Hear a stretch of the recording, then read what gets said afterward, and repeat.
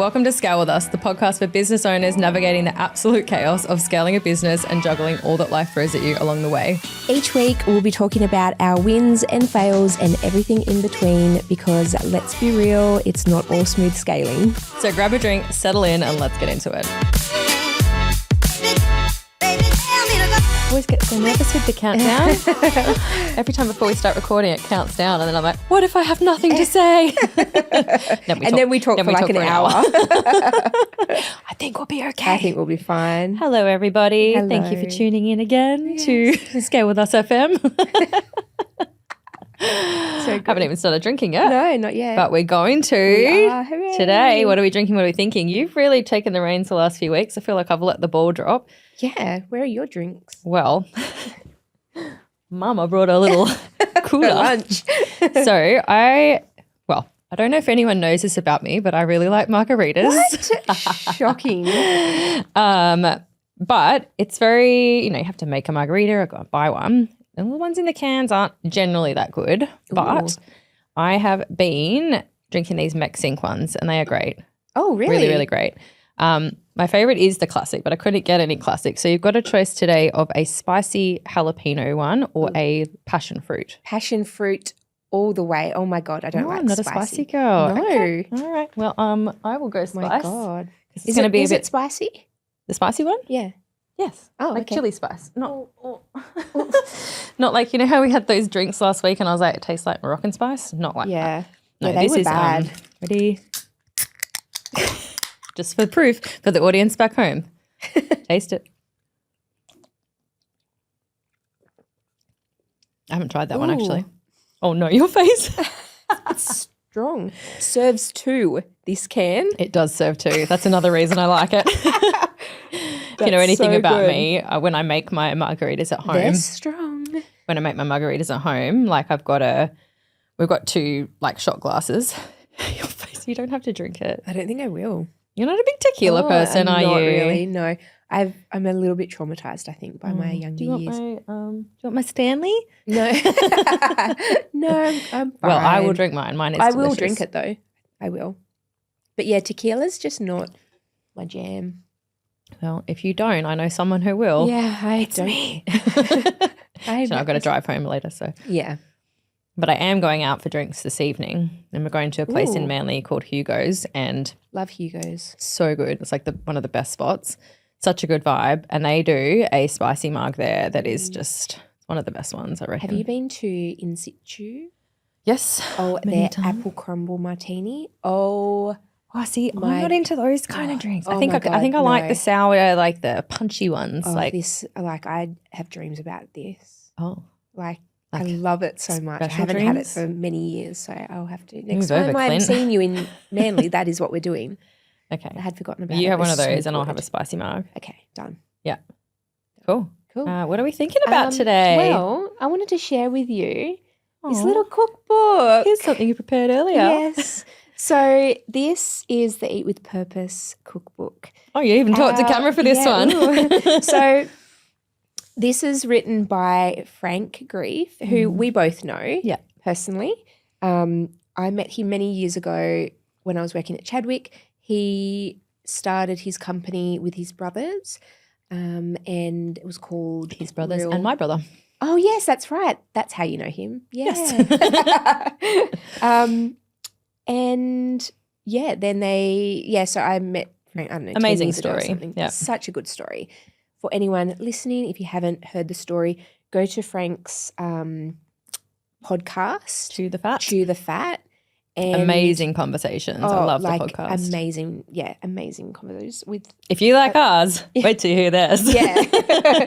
But yeah, so Frank, his mission was to raise $1 million for charity for children's cancer by writing a cookbook. And it's so good. I got it to support. I don't cook really that much until this cookbook. So it's got amazing recipes. He's also a chef. So anyway, that's what I've been thinking about. I'm just very impressed that I've started cooking again and making some of these. Congratulations, Frank. You have You've converted taken me. responsibility. And you're probably not the only one. I think it's I love cooking, but I find I never have the time. But I love like a recipe. My problem is with cookbooks though. Like I have a whole thing of cookbooks. Yeah. But it's like I'll be sitting on the couch and I'm like, oh, I want to cook like paella. Not that I would ever cook that. Uber Eats. No, well, probably that's where I end up. But first, I would probably go on Google and then I look online. I'm like, oh, which recipe do I choose? Oh my God, I have no idea. And then I'd probably go, this is all too hard. I'm going to Uber Eats. Yeah.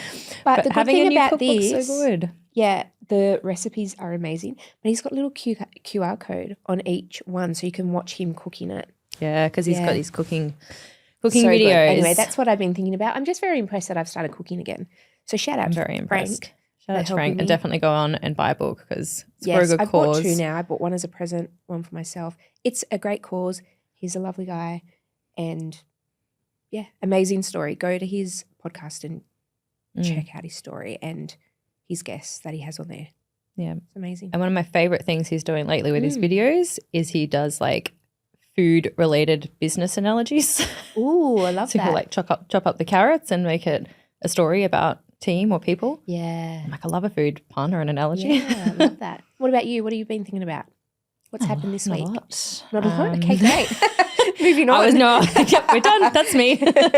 No, I was telling you before, I just, for a very smart person, I do really dumb things sometimes. Same. Like, and sometimes Honestly. I really question, it's like, who's put me in charge of a family, a business? We say this to each other all the time. We're like, how am I running a company? Am I the dumbest smart person or the smartest dumb person? I can't quite figure that one out, but I was like, I saw everyone's into these like walking pads at the moment. I think you've got a walking pad, right? I do. And I was like, oh, I think I want to get one of these. Oh, but I need a stand-up desk. So I spent like research time online. I was researching stand-up desks. Anyway, I have one? Yeah, I have a stand-up desk. So tick, that part of my equation is solved. You're so efficient. It's like, oh, done. Oh, but I was sitting on my couch and I just did that look up. I was like, hang on a minute. Oh, yeah, I have one of these. But I put mine up and down every day because no, my girls I used to when I first got it, and then it's not because I'm walking with it. It's because I don't want the girls to like touch my stuff. Oh, so it's a kid protection mechanism. Yeah, my kids probably just try and climb. Georgie just try and climb up on top of it or something. Yeah, like tip it over. Anyway, I would like to get one of those walking pads. I have one. Do you use it? It's under it? my child's bed at the moment. But I put it there because someone was coming to stay in the spare room, and that's where I've got like an office / spare room. The only time I've heard you talk about it recently was you saying you wanted to make a reel of like a reel of you like on the walking pad all around the house because we'd seen another reel like that. Yeah, I'm going to. So obviously you don't use use it every day. No, and I have the intention to. That's my goal. Ask me in like 2 days. Have you got the walking pad out? Because I need to get it out. I feel like it'd be a novelty and I'd be like, oh, cool. 100% it was a novelty. I got Clint to buy it I'm tired. I want to sit down. I got Clint to buy it for me for Christmas 2 Christmases ago. And you haven't And really Clint's used like, it. how's that walking pad going? I'm like, was it expensive? No, it was Amazon. I don't know, $200 or something. Oh. Yeah, whatever. No worries. Sell them on Marketplace for like $100 and you're basically with the depreciation, you're probably making money. Probably. Yeah. But I do need to get it out. Anyway, I'm really excited for today's podcast because it's all about you. I hate this. No, I hate this whenever I get interviewed on a podcast because I'm usually the one asking people questions. I know, you do ask a lot of questions. And like finding out people and what's their story and how to help them. So yeah, I always get uncomfortable when it's like about you. Camera's turned on me. Yeah, you do have a lot of light on you today.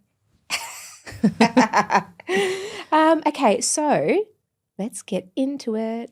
Tell me about you and how it all started. I'm Hermione. I'm alcoholic. No, jokes. Wait, guys. is this the AA meeting? No, go for it. What do you know? Like where did I start? Yeah. Like, tell me about in a wee old town in England in 1985. I don't know why I'm Scottish. No, talk to me. How did it all start? How did you start your business? Or do you want to go back further, high school? No? Okay, let's forget about high school. Let's not go back there. Just don't want to cry. No, we'll keep it business, I suppose. We wanted to. That's why we're here. Yeah. Yes. Okay. Business-wise. Yeah. Okay, so I started Sidekick. Sidekick's about 8 years old. 8? So some people are like, oh, like, you know, you look like you've grown so fast. And I don't know, I've had my business for about 8 years. But when I started Sidekick, I was either pregnant or just about to get pregnant, somewhere around there with my first child. And I had an existing like contractual job that I was doing, but I wanted to start something of my own. And I originally, it's about 8 years ago, I was like, oh, wouldn't it be great to have like a company that does outsourced inspections and outsources support for property managers? Yep, very funny. And I think I started it up, and I think I did a few jobs. Like I remember I helped out a sales agent for a while doing like opens and sorry, we're just seeing the facials of the margarita still going down on Jess. Don't drink it. Sorry, I won't. It's so bad. You like these? I haven't tried that one. But like I think if you tried the classic, if that's your face, it's probably the tequila. Yeah, it's definitely. Sorry to interrupt. Oh, that's fine. Tequila probably has spilled a lot of this story anyway. So maybe I'm just more hardcore than you. I don't know. I think so. That's definitely what it is. So it was actually for outsourced inspections.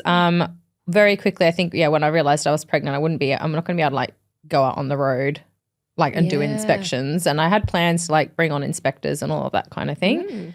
And then I don't know, I think I just went like, it was a very new concept. It was a bit in the too hard basket. And I mean, I probably gave up on it a little bit. I kept kind of doing what I was doing. I was working for Inspect Real Estate. I was one of their freelance distributors. So I already kind of had like, we ran our own businesses within the business. So when Inspect Real Estate was very, very young, instead of hiring BDMs, they went around to a bunch of people in the industry and sort of said, hey, like you could run your own little business and we'll set you up as like a distributor of our product, and you get paid for signing on clients and then a trailing commission to look after that client. So we were kind of like an account manager, BDM, and training specialist. In property management when you started doing that? No. I'd already left property management. So I'd been out of property management for a few years after managing like the bid department in Sydney across a few offices, and then I worked for Fiona Blaney, Real Plus, did training and consulting for a while, and then when I left there I went to Inspect Real Estate as this freelance distributor. And so I kind of was creating this Sidekick business on the side, and then it quickly morphed into more doing, I was like, I need to be doing more stuff online, so I've got the ability to manage it without needing to go out on the road. And so it shifted into more admin projects. I actually did a bit of like portfolio cover for a while. So I would like if a business owner was going away. Like one of my clients, Elizabeth, she was like going away to Europe for 4 weeks, and she had a business. Yeah. She had a VA at the time, and she needed someone to run it while she was away. So I did that for a few people that I knew, and like did little like portfolio cover jobs. And it was really good because whilst doing that, I was kind of like looking at things that could be like optimized and improved in there at the same time. So that was really cool. And then I was still always had the Inspect Real Estate thing going on at the same time. Yeah. And then I had kids and things got busy. There's nothing and like having some kids to make you like and then I think I did like start a business. Yeah, and it was just always like a little side thing. It was like because I would go in to do Inspect Real Estate training or implementations, and like I always had people saying to me, it's like, oh, you seem to know what you're talking about. You're really good at like systems and figuring things out. And so like my first ever client was kind of like, hey, you know, would you come in and train the team on like a regular basis? Like we want you outside of Inspect Real Estate to do that. That was all like above board. I was a freelancer. It was all okay for me to do that at the time. So I just started, building up and doing consulting and coaching with property management businesses on the side. And how long ago was that? That would have been, I don't know, like 5 or 6 years ago. Yeah, wow. And then it was still only really probably like 3 or 4 years ago. Then I let go of the Inspect Real Estate commitment and went full-time with Sidekick because I had enough business and people there to fuel a full-time income pretty much. And so it was basically, running it as like a sole trader, just myself for a few years. And yes, then as it grew to what it is now, there's I've had a team of I don't know. It's really weird to like reflect on. It's like, well, how did it get here? Because like it's like sometimes I still say, it's like, well, I don't know who put me in charge of this thing. Like I don't even, like I'm really dumb sometimes. Like I feel really like I shouldn't be here because it wasn't like I went into it and thought it would be what it is today. Yeah, okay. Like it's evolved and there's been so many, reflecting on that, there's been so many different like iterations of it. Yeah. And it's like it's changed and pivoted several times throughout its existence, you know, like there's been years where I've gone, I'm going to go more on the training and the speaking and all of that. And now I'm really pulled back on that and I'm recognizing I want to build it into, you know, more of an online business. So I've got more freedom and flexibility. So, you know, and this might not be the last iteration of it. Yeah. I love that. It could change and evolve. There's so many business owners that would just pick one thing and go, this is it. Like I'm stuck. And you've looked at what's going to work and it keeps evolving and changing and yeah, but I haven't known what's going to work. That's the hard thing in business is you never know what's going to work. Like everything's kind of taking a punt. It's why I always say like my clients who own property management businesses, I'm like, you have the ability to turn this into anything. You're not trying to launch a product out there that hasn't been proven or tested before. Like the numbers are there, the proof is there. Like if you follow, you know, it's not like just a formula because it's different for every business, but it's like you've got the ability. If you say to me, I would like to retire in 10 years with a $5 million business, it's literally reverse engineering it. Yeah, absolutely. It's many people don't do that. So you do that with business mind-blowing, owners? mind-blowing how many people start coaching with me. I'm like, cool, like where do you want to take this? Why do you have this? Like what's the, you know, end goal? And a lot of people don't know. That they know they want the freedom and they've started the business for that, which is like, I say that, but like that's the same for me though. Like I don't necessarily know where this is headed. So yeah, it's kind of mind blowing when you think about it. But like I'm like you're very lucky. Like my business it's a coaching business. It's not necessarily probably going to be a scalable asset in its current format. Like I've got thoughts around how I change that, and you know, would it be a business that someone would want to buy or acquire at some point in time, or am I building this to be a cash flow business that fuels you know, personal income or other projects, or like what would be the purpose of this longer term, which is, like that's what I was trying to get my clients to reflect on. It's like, well, what's the purpose of having this business in the longer term? Yeah. Yeah. So I didn't think about that for a very long time. It was more like, oh, well, just start it and see how it goes. Yeah. So what made you start? Like you were working in property management? I left property management. And then you fell pregnant? No, like when I left like the front line, it makes you sound like a healthcare worker. When I left the front line of property management, I was like leading a huge leasing and new business team in Sydney for one of the biggest offices there, Morton & Morton, now Morton. And poor Ewan, the director, I just went to him one day and said, I'm tired and I want to go and do a ski trip. I was like 24, 25. Oh, wow. But I was like on a really strong career trajectory. Yeah.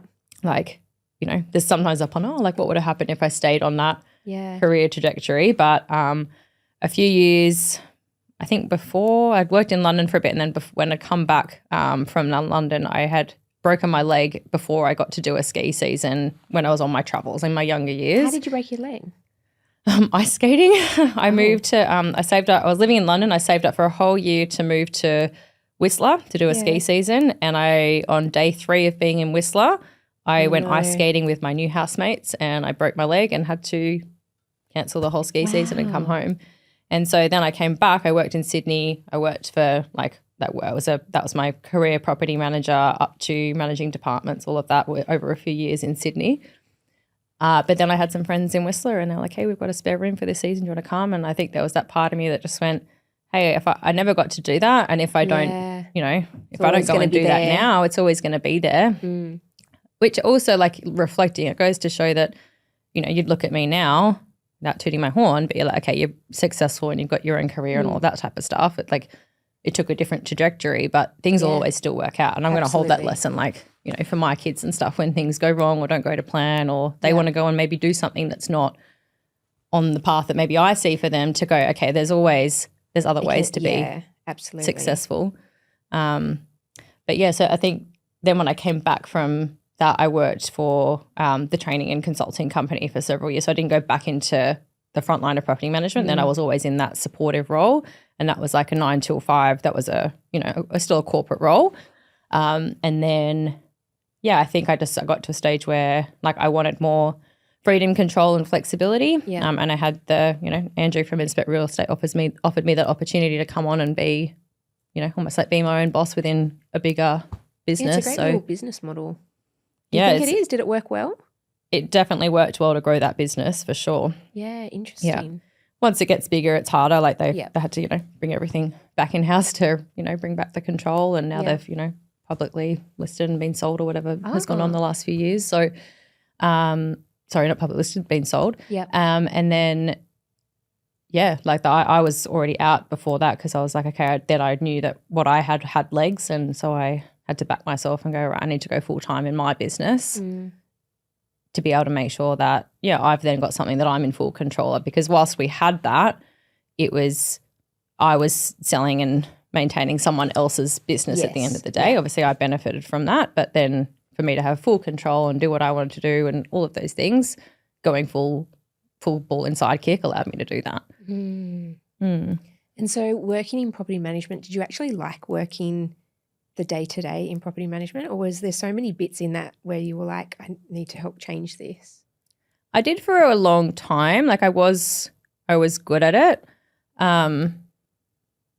But I always sort of look for like better ways to do things. Like I remember like me and my friend Hannah it sounds really nerdy, but we would like stay back after work and drink wine and order takeaway, and we would like tidy up checklists and, we were like we wanted to make things better and easier. Yeah. And that was always something that I had in me, was wanting to find better and faster ways to do things. And then I think like I got tired of the day-to-day of managing property. Yes. And I worked couldn't pay me enough to like. No, and I worked in like a furnished portfolio, so it's like, like counting knives and forks. Yeah. I ended up with an assistant and a leasing consultant in that team, and that was, so I didn't end up having to be the person to do this, but it was still like delegation. Well, I was delegating for sure. But then I was lucky enough I had an opportunity to be in the management and leadership team for that business. So that was good, because then I felt like I could help and support people who were doing the day-to-day, but I had more impact because I was able to, I had a team of like 4 or 5, or how many it was at the time, and I was able to help them do their jobs better. Yeah. And so I think I've always had that like I'm good at like helping and supporting and helping other people find a way through things where they get stuck. Yeah. And so what about now when you look back at even the last 2 years, like we've known each other 2.5 years, maybe 3, coming on 3 years. Like I feel like I've seen a few different versions of yourself. Mm-hmm. Where do you see yourself going the next few years and the business? My main priority now is to build this, like the mastermind that I've built. It feels like like an artist or an author has like, culmination of all of their life's work in like one space. I think that the Property Management Business Accelerator program, it was like once I figured it out and started to put it together, I'm like, oh, okay, now I can see all the things that I have and I teach and, I give people and I support people with, I can bring into one space and then leverage that, because I felt like I love helping people one-on-one, but like it's limited how many people I can help at a time. And then I'm helping the people I'm helping, and I'm still seeing, there's so many people like struggling who can't make any progress. So I wanted to make it, so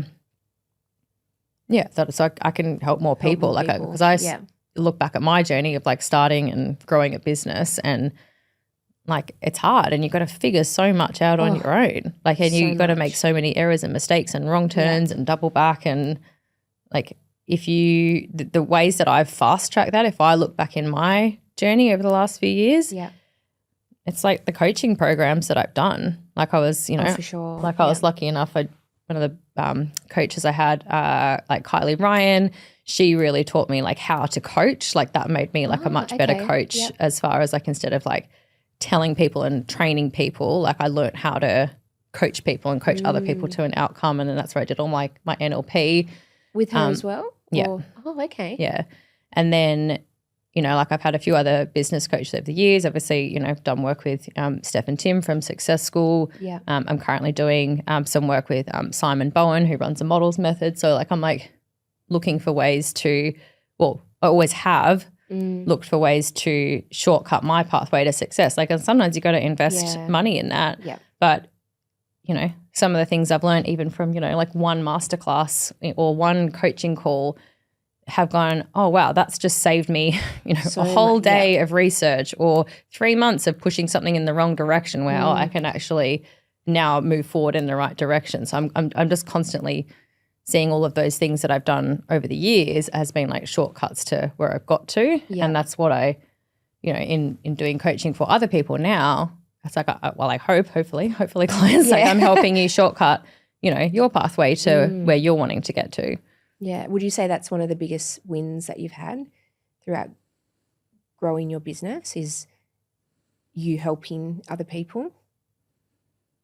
I think it's sort of like, yes, it's like, but it's maybe not in the way you think. It's funny, like I've helped a lot of businesses grow and scale and add numbers and, you know, grow asset value and all of those kinds of things. But my actual favorite wins is like where there's a business owner who's been like myself who comes to me and they're trying to grow and they're struggling, right? And we can have a conversation over an hour and then they message me and going, oh my God, like those simple things that we've done have made such a difference. I feel so much happier and calmer.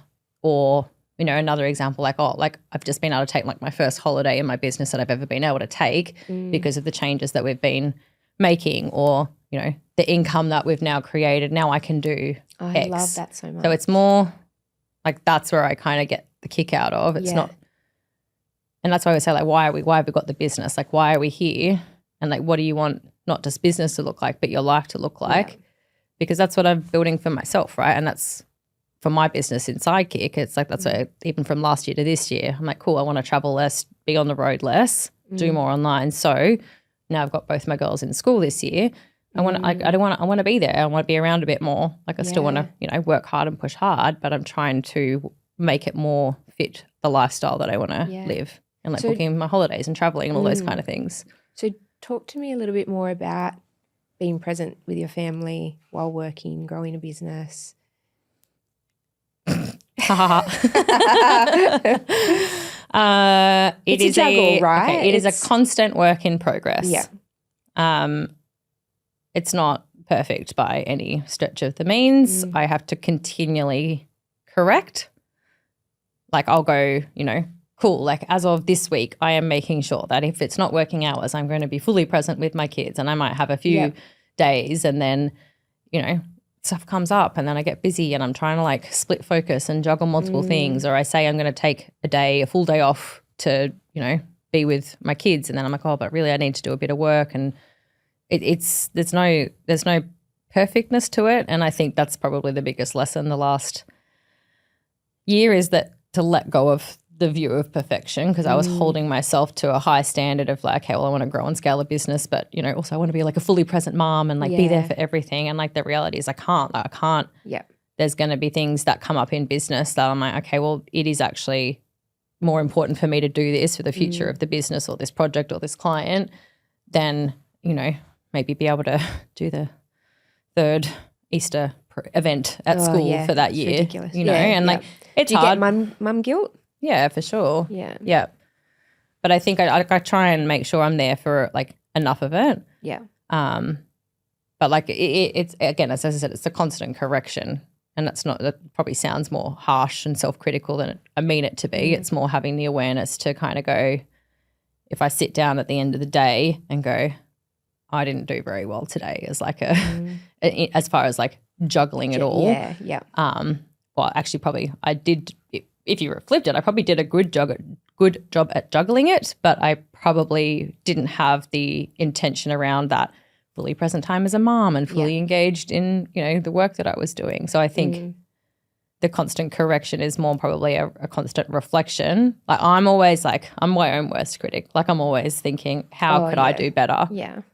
And you know, like Taylor, my partner's amazing. He's like, you know, like you're a great mum, you're doing fine. I was like, I'm not spending enough time with him. Like I'm not doing enough. And he's like, you are doing a lot. Like you do more than, you know, 90% of people. Yeah. But, you know, it's just that constant high achiever wanting to be better all the time. Yeah. But then that's sometimes the self-awareness go, am I doing everything I can right now? Am I doing my best? Probably given everything I have going on right now, I'm doing my best with what I have available. And that was a big like NLP learning. One of the presuppositions from NLP is like everyone's doing the best with what they have available. Yeah. Right. And some people don't have a lot available. Like if you're running on, you know, next to empty tank, the way you show up and act is not necessarily going to be amazing, but you might be doing the best with what you have left in the tank. Yeah. And so I reflect that for myself, but also for other people. That's probably why I'm quite tolerant and understanding of even poor behavior and things, because I can kind of reflect, okay, well maybe their tank's empty right now. Maybe they don't have much left to give, you know? Yeah, I think your girls are going to grow up and love how you've been able to juggle it. I think it's going to show them a lot of determination and ambition, and like I think they're going to be very proud of you. I hope so, because at the moment it's just like, what? You have to work again? I know. I have to go to after school care again? It's the worst, isn't it? And then I go and pick her up from after school care and had the best day ever. I don't want to go. Can we stay and play longer? Yeah. Are you kidding? I literally finished my calls and I ran out of the house to get down here because you said, pick me up by 5:15 if your calls finish at 5, and then I get here and you don't even want to go home. Yeah, I know. But so sometimes like I have to just trust like my kids are okay. Like they're fine. Like they're having the best time. They're with their friends. Yeah. Yeah. And I think like I've had to balance that, you know, with more recently being, you know, like a single mum. Yeah. And not having the, you know, the other person there to be like, oh, you know, can you do the pickup today? Like if I'm, you know, my ex lives, you know, an hour and a half away, and so the after school stuff and the morning stuff, if I have to do extended days or travel or anything, I rely a lot on like my mom and my like my ex-mum-in-law, and they're amazing, but I just get this sense, I get the guilt around, I'm just like shuffling them off to the various people that need to help them. And especially where, you know, like if Harriet's having a hard time with like friends at school, it's like, okay, I feel like that's my mum role. Like I need to be there to talk her through and help all of that. But then sometimes, you know, like I'd had this same conversation with Harriet about something for weeks and weeks, and then she'd talk to my mum about it, and like the way that my mum had explained it to her, it's like something had like ticked or changed. And so sometimes it's that realization to go like,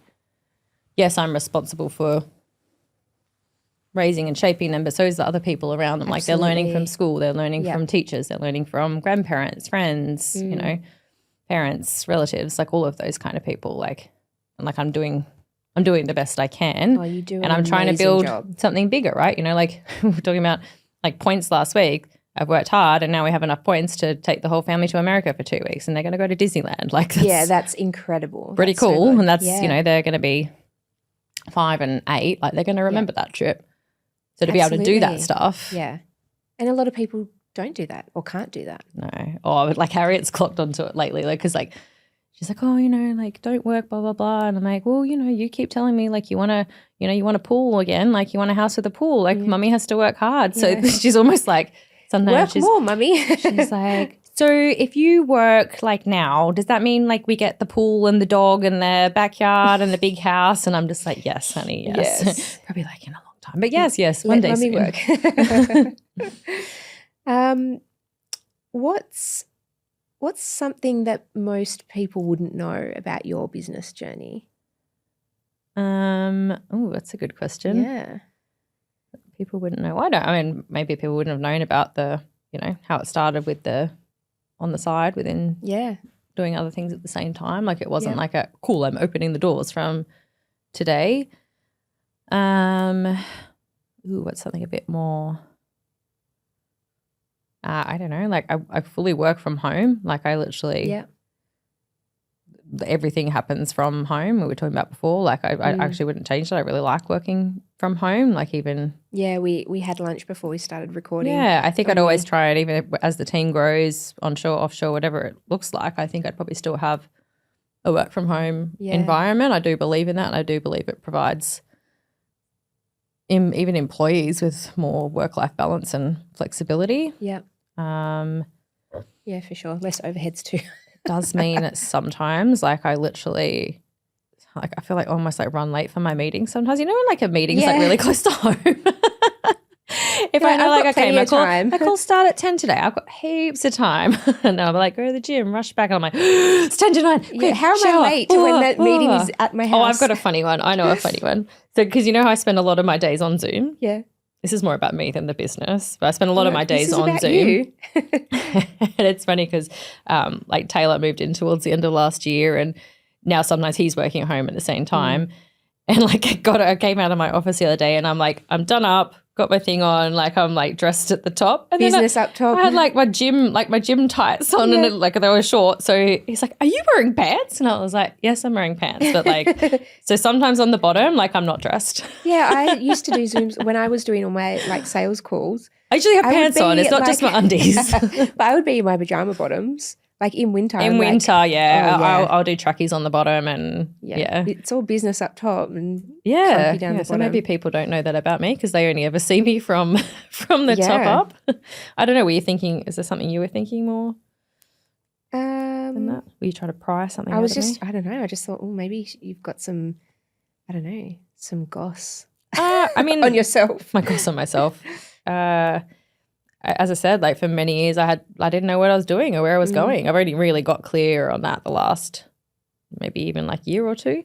And you've been doing it for 8 years. So that shows like some people really hard on themselves that they haven't figured it all out. And like look where you are now. Yeah. And but I know what a difference that's made in, you know, in my income and my happiness and my freedom and my flexibility now, being very clear and intentional around it. And so that's the big part of when I'm, you know, having new clients come on and helping them get the clarity on where they're headed, because it makes everything that happens underneath that flow so much better. Yeah. And talk to me about your personal brand, your my margaritas. Yeah. What's with that? No, I love it. But you're quite active on social, and obviously that's worked well for you. Yep. Do you have more are you going to do more speaking? Do you want to grow your personal brand even more? I mean, I'd say my personal brand is quite strong already. It sounds so wanky to talk about. I hate talking about it. It's like I have a good reputation. It's like I'm well regarded in the industry. You are, yeah. Thank you. You know, I did a lot of speaking last year. Yep. Which, you know, it helps with exposure and potential clients and those type of things. But I think I've had to balance it up with like the travel and time that comes along with that. Yeah. I think I've definitely, like for this year in 2025, or whenever you're listening, maybe if it's in the future, in the year of 2025, my intention was to, probably travel less. But if I do, for the speaking engagements I am selecting to do this year, I've, you know, said yes to a couple. Yeah. They're quite intentional and they're pushing me to speak about some different content. I've spoken a lot in the past, you know, do a lot of property management training, empowering property managers, stress, resilience, conflict, all of those kind of things, and especially like a lot of growth, and, you know, I can speak on all of that stuff, but I think I have a lot more to share. I don't typically share my story, which is why today is like more uncomfortable. So I think there's a thing I think I'll Why does it make you uncomfortable? I don't think my story is worth sharing. Like, It is. What do you mean? I don't know. Like it's like we were talking about with the mindset stuff last week. It's, I don't know, you just don't have that self-belief. Oh, why? Like I'm not, you know, But I'm not more special or important. Or what do you mean? Like else. you want a better story if you just woke up and was like, I'm starting a business, and you started it, and it. No, I don't. If I listen back to this, right, or like even if I reflect on this, I'm like, okay, I do have a story to tell. But I think initially, like if someone's like, oh, tell me your story, I'm like, well, I don't know, like I just, you know, I just did it. And it's like there is a story to tell there, and I think it's coming to fruition now. Like even through, you know, the PMBA mastermind that I'm running. Like a lot of the stuff I'm teaching and sharing, it comes from the story of like what I've been through. And so I'm helping others kind of move through some of those same challenges. And so I think in looking at, speaking at events, and if I want to expand on that, and even through my socials and stuff, And I think I already do this. It's like sharing like the realness and the personal side of it. Yeah. I think I'm good at like the day-to-day stories and the overcome, like being the raw and real and overcoming the challenges on the day-to-day. And I think probably that stuff, if I'm going to do more speaking this year, it's probably choosing things where it puts me even more out of my comfort zone to tell a story or speak to more of, my business journey, more of the, the leadership, the strategies that we speak about here.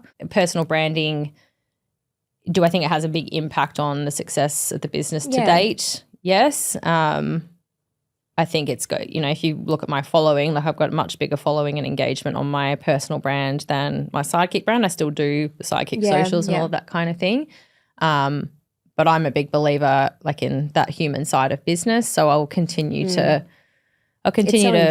focus on that. Yeah. I think, it's probably – it's actually really funny because if you've got some spare time, but if you looked back through the if you've got nothing else to do, if you've got nothing else to do and it's a busy Monday morning, if you do look back through, if you went back through my socials for a year or a couple of years, right? I've had different like branding shoots and photos and styles throughout those times, and it's almost like these little time capsules. If I go back to the first versions of it, I'm so embarrassed to look at them. I'm like, oh my God, that looks so basic. Yeah, but at the time, you're like putting it out there, and you're happy and you're impressed, and that was the personal brand at that time. And then then I was feeling different about myself and my business, and there's a different branding shoot. There was a stage where it was like a lot more color, and now it's kind of gone back to more of the our elevated style, and we're in our elevated era. Yeah. Sounds so wanky, but it's sort of, I think the personal brand almost shows the story of the evolution as well. Yeah. Ooh. And it's funny, like I think if you go way, way, way back, like that you can see the remnants of that original Sidekick brand. I don't know if it's on mine or the Sidekick page. I think it's on mine. You can see like the old, very, very old remnants of that, like even some Inspect Real Estate stuff's on there. It would take you a long time to scroll back, so not recommended. Not recommended. But it's like talking about personal brand, like that's almost like a time capsule of the evolution. And I think that's the great thing about social media. It's also, I guess, a lot of the reason why people don't start. It's because they're scared or worried of what people will think. But like you have to start, and I think you've done that really well. You started when you started your business, and it's evolved so much. And now you've got that memory of like looking back and looking forward. Like it's sort of it's just going to be interesting to see where it goes. It's funny. Like I have these two parts of me. I have one part of me that's like, continue to grow it, keep showing up, blah blah blah. And then there's this other part that just some days I just want to pull back. Like I don't want to show up, and I don't want to be so seen and be out there. But it's very hard when that gives you results. And I'm not talking like just the likes. Like sure, we all like seeing, oh, that photo got that many likes, but when I'm at an event or a client comes to me, I've been seeing your stuff on socials. I'm like, oh, okay, that does work getting people to be aware of me and consider me as an option to help grow and scale their business. So that, on the days where I'm like, oh, I don't want to show up and do it, it's like just forcing myself to share some stuff and share some stories. And on the days when you feel good, that's easy. Yeah. But it's on the days where you don't feel great and you don't want to show up, or like you go to take a selfie and I'm like, I don't like how I look today, or I look old, or I need some more of that wellness stuff that we had the other week. I think personal brand takes consistency, and some days I just don't know if I've got the steam to kind of to keep going with it. And I've tried to outsource that. Like so, if you look at my socials, secret behind the scenes. So the Sidekick socials, pretty much my team runs that whole side of it. The Hermione one, I do a lot more of that. Yeah. We'll put stuff together, but I'm a lot more discerning around the wording and what goes on. And me too. I write a lot more, and I'll when something strikes me as inspiration, like I'll just go out and put it out there, even if it's not on the schedule, But that's what personal brand is all about. It's in the moment. And it works. And I've had someone else, fairly high profile in the industry who doesn't have a huge personal brand reach out to me recently and sort of say, oh, can you help me and give me some advice? Because, I can see how, what it's providing for you and other businesses, and You have to tell me who that is. Off the air. Beep. But like other people are recognizing that. I didn't invent it. We didn't invent it. Like we've learned from others the power of that. Yeah. Well, something that became clear to me very early was like people do business with people. So I think if you've got a personal brand, you're showing who you are and what you stand for, how much you want to help people. It's like that. And true, and that's but true. it's also That's like true to your heart. It's the. I'm not saying the bravery. I'm not like running off to war or anything, but it's the power to like bravery to just be yourself on there. And sure, there's polished versions of me that are on there, but then there's also, you know, there's very real raw versions of me on there sometimes, and sometimes I want to share more. And I'm like, oh, no one needs to hear that or see that. Like, how much is too much type thing. It's interesting. So, talking about how much is too much, what's one risk that you haven't taken yet in your business that you would like to? OnlyFans feet. It's funny. We actually had our first. I think he's actually our second subscriber. Number one is Cameron Kennedy. Number 2 is Foot Marvelous or something. Shout out Foot Marvelous. That's our YouTube channel. So our second, but I screenshot it and I They said might have nothing to do with Feet Only fans. Now they're going to unfollow us. We love you, Foot Marvelous. Yeah. Thanks for listening or watching. What was the question? What's one risk in business that you haven't taken yet and why?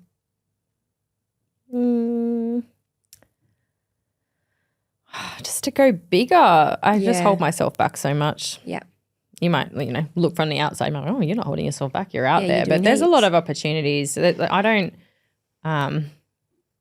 lot of opportunities that I probably could have like jumped on or done deals on. And like I'm very, my partner would probably, he'd be looking at all the opportunities that I could take sometimes. And it's like, oh, you push that further and do that and build that collaboration and partnership. And I'm very much like, okay, if it comes to me and it feels right, so there's definitely some things that I probably could have harnessed and would have helped me in different ways. But I'm on the path that I'm believing like I'm on the right trajectory where I'm going. Yeah.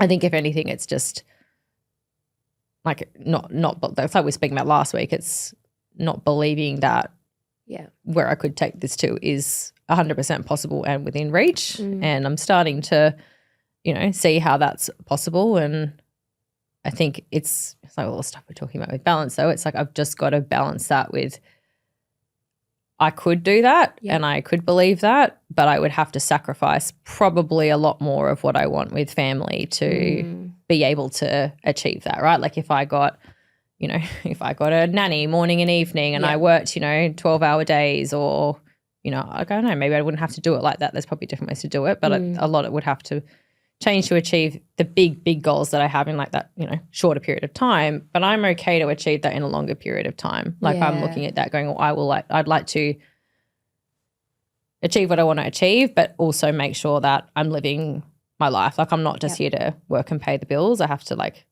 say that to myself. Like when I'm pushing and pushing and pushing, it's like I'm not just here to work and pay the bills. Like I'm here to live and enjoy and that's so important be to a human as well at the same time. Yeah. And we can get lost in that in running a business. And you and I do that a lot because we just like we like what we do. Like I do like, the times, I remember a week in the school holidays where my kids were with their dad for a week and I was so excited and I worked like 12, 14-hour days and it didn't feel like a chore. Like it didn't feel hard. Like and I was like even after that day and I was like, okay, I really need to put everything down now or go to sleep or whatever time it was. Like I still wanted to do more. Yeah. And I love that about us. Yeah. Because I love us. because I was jealous. I was like, I want to have that time to like. Yeah, sorry, Clint, I'm getting a temporary divorce. Yeah. I just need like 2 weeks.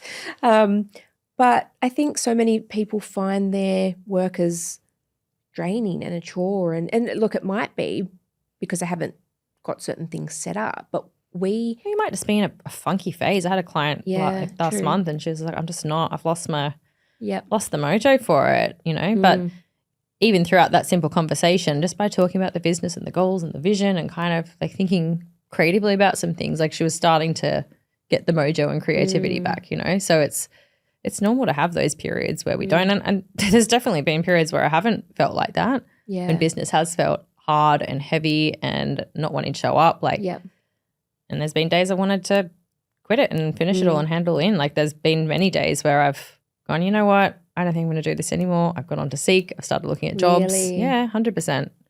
100%. And I've thought like, okay, maybe it would be easier if I just actually, I remember have a job. Yeah. I mean, sometimes I think that as well. Well, it's hard. Like you bust your gut and then maybe you look at your numbers and you're like, oh, I don't, there's been times I'm like, okay, I don't have money or the results to reflect how hard I've been working, or I'll just get a 9 to 5. I get a huge tax bill, and I just thought I was getting ahead, and oh fuck, like now I'm like feel like I'm 10 steps behind, and or you have a team member and that team member doesn't work out. Like there's so many of those things that just make you go, oh, this is hard, and like I just want to give it up, pack it all in. Yeah, sometimes it does seem like it would be easier. For sure, especially like the other day when we were talking about how much property managers get paid these days, and totally. There's in those days I'm like, well, for sometimes you look at when you're running quite lean, the profit you make from the business and what you end up paying yourself, you're like, okay, well, would that be easier if I just went and got a job? But then I always go, okay, but then like yesterday when I left early and picked up Harriet from school, like I would have had to ask for permission for that, and like I think I do appreciate the flexibility I can have if I'm intentional about it. Yeah. And I have to remember that. Like sometimes I'm like, oh, I've got no time and I can't do the things I want to do. I'm like, hang on.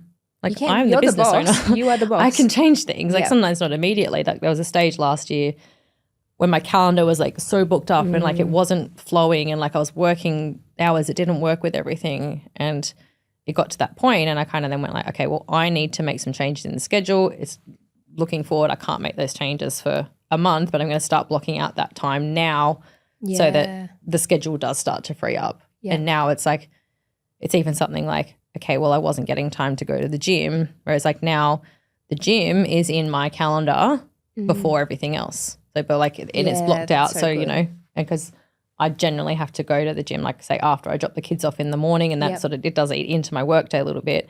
And so that was just, I was never getting time to go. Whereas now like that first hour, I don't start my calls till 10. So I've got time for that in the morning. And sometimes that means I'm working late in the evening, but I've gone, okay, I'm all right with that. Because I can't go to the gym in the evening because I don't always have someone else there, that I can leave the kids with. Yeah. So I've had to intentionally design it some weeks to make it work for me. Yeah, for sure. So starting to wrap it up, but I would love to know what your plans are for your business. I know you said you want to keep growing, serving more clients within your mastermind. Yeah. Do you have a goal? Like, I would love to have I'd love to have 100 businesses, and I want to get results for them where they can at least double their income or their asset value while they're working with me over that 12-month period. Oh, amazing. Yeah. And that's what, as I said, like I've said before, like it's very, is that the scary goal or the achievable goal? It's somewhere in the middle. Oh, okay. So I've got like, that's kind of like the more vision goal. Yep. And then I've got like my 12-month goal, like actual numbers. Yeah. Like we're probably not going to get to 100 this year. We'll probably get to, I don't know, my goal probably this year to get to about 70. Yeah. And then have it running at about 100. And that's going to be, that's going to be with having, there'll be more team, like there'll be multiple coaching calls every week. Like obviously I can't have 100 people on a coaching call and give the same level of service that I'm giving now. So we're just working out that scalability to make sure that then, like as that grows, that, if there's 50 people in there, that there's still a call that they can jump onto and get the tailored support from me, and not just kind of feel like they're like a number in a machine, because I've been in lots of different coaching programs and it's really important that there's a level of, and there's self-accountability, but then, you're also getting support from the program that you're in and investing in. So, we've got like measures in place. Like if you don't show up to a call for like a few weeks, like we're going to be saying like, hey, hello. Are you okay? Are you alive? Where are you? Yeah. And it might be that person's just snowed under, having a tough couple of weeks. Cool. What could we give you right now? Or what could we help you with that would be helpful for you? Yeah, I love that. Yeah. And so we want to make sure that it's scalable for sure, for me and the business, but also as people invest in this as like the coaching program that's going to accelerate them to the next level in their business, that they're going to get the support that they need. Yeah. You know, we've got resources, sessions, trainings, coaching, all of that type of thing. But like, I don't want to do all that if it's not getting people the outcomes that they're looking for. Yeah. And those outcomes might be different. Maybe it's not to get double income for them. So I need to be mindful that maybe that's not everyone's goal. Yes. But I want to be helping as many businesses as I can, start up and scale and just finding out what their goal is. And it's like, okay, that's your goal. Let's for some it's not to double. I've got a couple in there at the moment, like they're, you know, maybe at like 100, 120 managements and they just want to get to maybe like 200, kind of sit there. That's where they want to be. And like maybe the goalpost will change when they get there as it does, you know, in many of our businesses.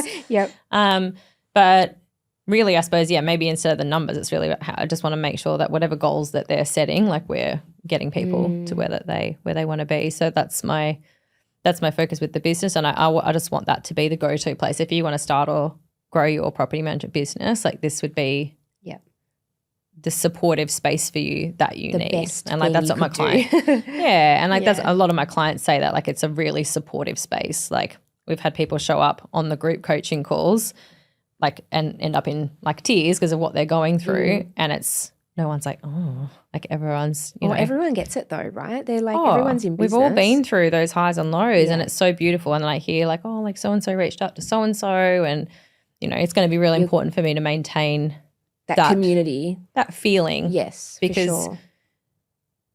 You know, I've had people go, oh, I've been in other coaching programs and you just feel silly asking a question. And I felt that way. Yep. So it's the space that it's creating for people so that there's no silly question. But because no one's taught you how to run and grow a business. Like none of these people have been to business school, right? Like none of us have, you know, it's funny because the program PMBA has like MBA in it. So it's like a play on like business school, right? And like I haven't done an MBA. I'm not like a completely qualified business person, but like, you know, I've learned along the way, and I want to share not just then, oh, here's how to find leads. It's like, well, how do you grow a business and how do you run it like a business and how do you think about it like a business? And so that's really my goal, to give people that education and support through that. So that's like as I said, speaking and everything will come secondary to that. Like that's my full focus for this year. I love that. I love it. One last question. Oh, is this about me now or is this general? No, it'll be about you. This show's about you. So, I spilt the drink. We had a little accident. Oh, I love this one. Okay, what is it? If you weren't doing this, what would you be doing? Ooh, that's kind of got like multifaceted because as I said before, it's like if the life had gone a different way. Yeah. Do you think you'd be Remember that movie Sliding Doors? Yes. I actually like love that movie because it's like your life goes in different ways, but you can always end up where you meant to. Yeah. If Do you think you would be still at Morton? Well, there's a pathway. Yeah, maybe it could have been, or you know, probably still. He's a nice guy. Yeah, he's amazing. Yeah. It would. Yeah, there's a pathway where I could still be there, like running and managing departments. There's a pathway where I could be, you know, still owning and operating my own, you know, a rent roll business. I don't know, like it's more than intentionally. If suddenly today this wasn't an option, money wasn't an issue, what would I do? Yeah. I don't know. I think it's funny, like Taylor and I, like you and I come up with harebrained ideas. Taylor and I always come up with things we want to do. Like we've talked, there's like a few different business ideas. One of them is actually like starting like an alcohol company.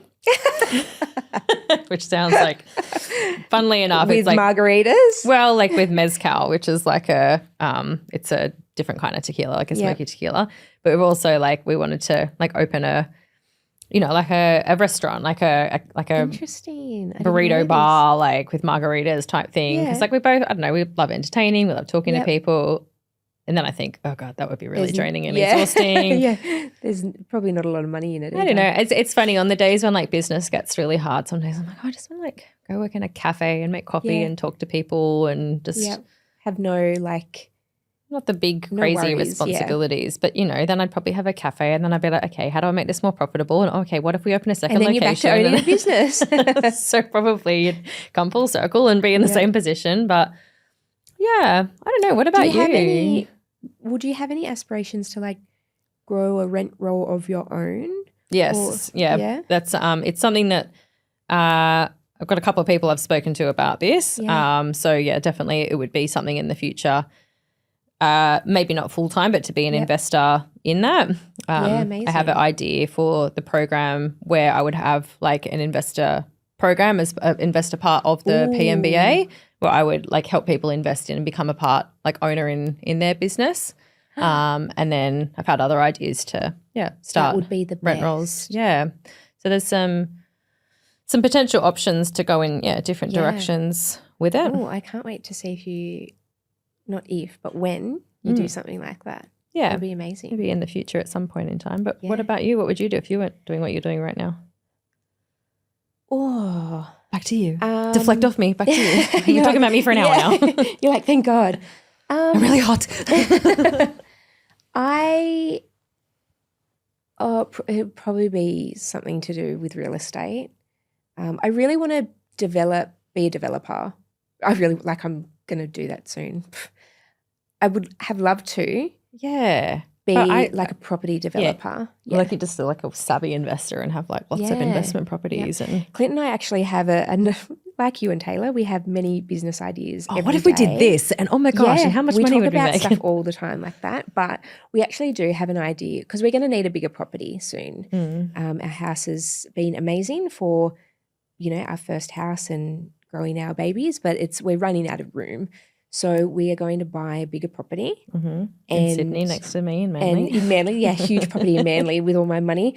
I don't know where yet, so we'll be moving somewhere, but might be down the road. It might be to another state. Who knows? I'll keep you posted.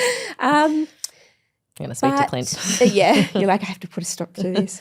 So on this big property, we're going to have another property.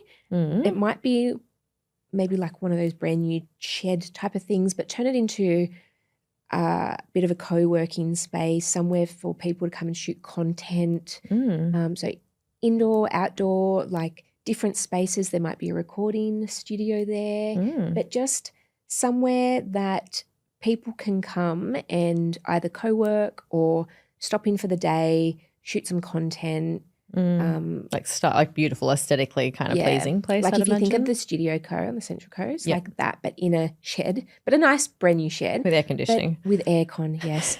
But also have that outdoor content creator space as well and have, a studio space. You had like a whole set, like a Hollywood set. So it's like you're walking down the street in a busy city. I want big companies to come and rent it out for like 10 grand for the day. It could be like a studio set, like a Hollywood set. Yeah. Like how you go to Hollywood and there's like a street that they've got set up to look like New York. Yeah. Oh yeah, I'm not doing that. But I want like a nice sauna, a nice ice bath. Like people can come and like co-work, they can use that, but also they can come get their content of them doing an ice bath. Well, like I'm not joking. That shit is so popular. It is. So yeah, is it trending though? Will that expire? Who knows? What will be the next thing? What do you think is going to come after the ice bath and everything, the wellness trend? It's big at the moment. I don't think it's going anywhere, to be honest. Still haven't done an ice bath. Have you done one? Yeah, I did one when I went to the Gold Coast with the One Life group. It was like hardcore. I love my baths at 1,000 degrees. So to get like a relaxing we went hot bath, ice bath, hot bath, Did you feel benefits from it? Do you know what I actually did? So I've got really bad knees. They sound like I'm walking on gravel. Creaky. And so hot bath, ice bath, and chiro machine, and my knees like instantly better. Okay. Like if you've got bad knees or whatever, like Mrs. Arthritis over here, we'll definitely try it out then. There's a place in Manly that has all the baths and the things, and it's across the road from my gym. I just haven't had enough desire I go to a do gym it. now that has all of that in it, so I'm going to get into it a lot more.